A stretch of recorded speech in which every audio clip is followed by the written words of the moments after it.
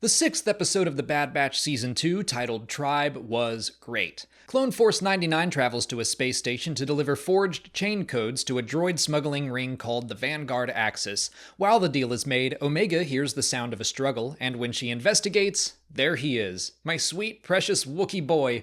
We've known Gungi would be back in the series since May, but I was still completely caught off guard and excited when he popped up this week, and in the opening minutes no less. Omega helps save him from a handful of Axis droids who are attacking him, ruining the forgery handoff, but the rest of the batch follow Omega's lead, even if they are a little exasperated.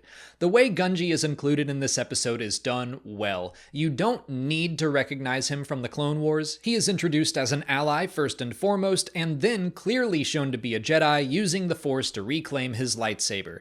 Even though that shot was in the trailer, it was still so thrilling to see it in the moment. I forgot that we haven't seen a lightsaber since the series' premiere episodes with Depa Billaba, Kanan Jarrus, and Order 66, and that's relevant because Gungi is understandably wary of his new clone friends. I thought that was a great touch. After their escape, the issue is resolved quickly. I would have liked to explore that a little more, but it's fine that they didn't.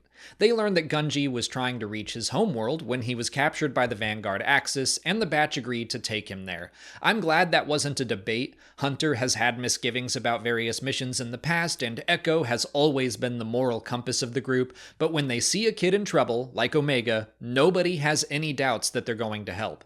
I also liked Wrecker's acknowledgement that they haven't been to Kashyyyk in a while, a reference to an unfinished arc of the Clone Wars that would have seen them fighting alongside the Wookiees. This episode actually seems like they adapted several elements from that arc into the series.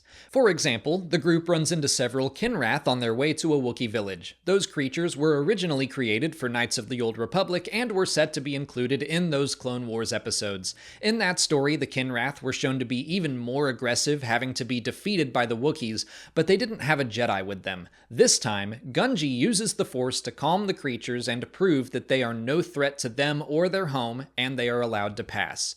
The batch make their way to the remains of a burned Wookiee village, where they run into a Trandoshan patrol and former Separatist tanks that now bear the Imperial insignia. They are led by Commander Venomore, who was a planned villain of the unfinished Clone Wars arc as well. There is a lot going on with the Trandoshans in this episode. The Empire and factions like it love to prey on the prejudices of their subjects. The Hidden Empire comic recently put it well, stating that the Empire needs enemies to thrive, and when you have groups like the Trandoshans who have always hated the Wookiees, it's easy to stoke that fire. The Empire wants the resources found on Kashyyyk, and now they've found a way to subjugate the planet without using any of their own soldiers or equipment. The Trandoshans provide most of the personnel, and they are given scraps for the job. Leftovers from the Clone Wars, old tanks the Empire won't miss. The Empire and groups like it will always use existing hatred and prejudice for their own purposes. As the Trandoshans burn a sacred Wookiee site, Gungi leaps into action, rescuing a Wookiee hostage and defeating the patrol alongside the batch. And again, it's thrilling. Once the enemy is defeated, Hunter and the other clones get to work stopping the flames from spreading. It's not enough to just overcome those who are causing you harm, you also have to work to heal the damage. They are then found by a group of Wookiees riding on large ape-like creatures, yet another story element from the unfinished Clone Wars arc. The batch and Gungi are taken to a Wookiee village and a Wookiee elder named Yana. She, of course, allows the young Jedi to stay with them, but also announces the Trandoshans are on their way, and they're hoping to claim the reward for capturing Gungi. Hunter and the rest of the batch decide to stay and defend the village, and the Wookiees commune with the forest, asking for help. I really like their view of the Force because that's what it is. It's not the same as the Jedi or the Sith or the Night Sisters, but it's still about finding balance in nature and the belief that all life is connected. And I love that we can see Gungi understand this. He sees his fellow Wookiees place their hands on the trees, and he connects the dots and joins them. Even though he has no memory of the world, as stated earlier in the episode, he still has that instinct, and he is the one to communicate that the trees have a plan. Clone Force 99 and the Wookiees lure the Trandoshans into a Kinrath nest. The people responsible for attacking the forest are defeated by the world they never took the time to understand or respect. Peace is restored.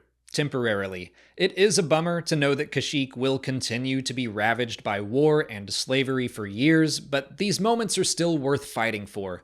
I love that shot of Omega and Gungi communing with the trees together. Maybe Omega is able to sense something in her own way, I don't know, but even if she can't, it's a nice gesture to show respect as her new friend reconnects with his roots, pun intended. Hunter expresses his sadness that the two kids can't just be kids, which is something I talked about last week and during the Ryloth episodes of Season 1. That's Hunter's wish, and I think part of his continuing journey is learning to accept the reality that he can't protect Omega from everything. But that's all I have to say about the tribe. It was pretty straightforward, but also an absolute blast to watch. It was great seeing Gungi again, and I hope the happy ending he gets in this episode lasts through the rest of the turmoil on Kashyyyk. Let me know what you thought of the episode in the comments. If you haven't already, please like this video, subscribe to the channel to keep up with all our Bad Batch coverage, follow us on TikTok, Twitter, and Instagram, and consider checking out our Patreon page for video reactions and audio commentaries for every episode as well. As always, thanks for watching, and may the Force be with you.